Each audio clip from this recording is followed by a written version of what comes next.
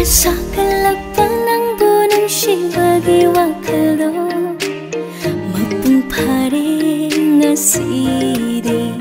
ay senanggi oy karen okjaring bari tanta nimba tungling asidi ay gimit kilang bidi ng budo ng layriba sumhapa na tao na thamoy bukong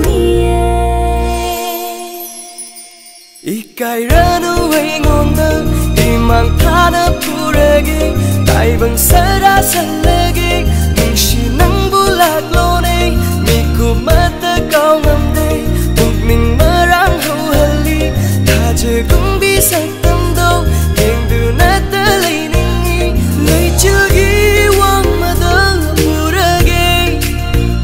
sanagi lamgi da chatlusi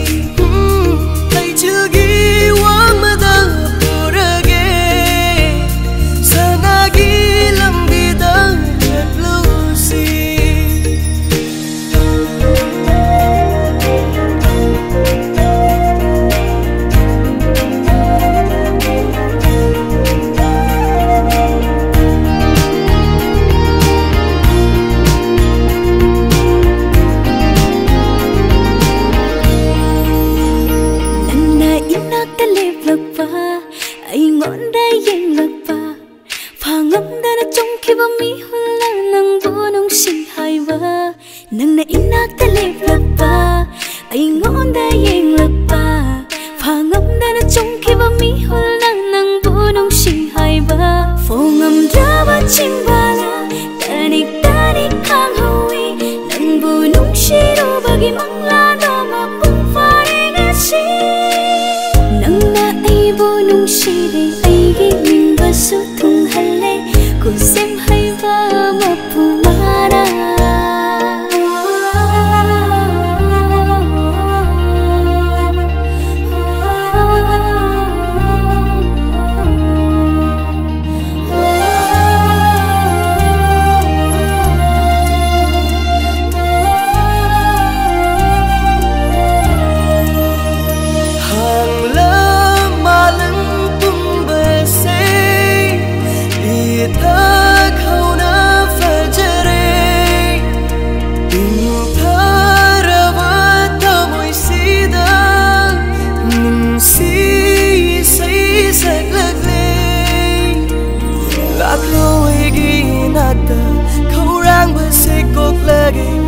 Ikay ba do tha doglo nang ay gitay bangni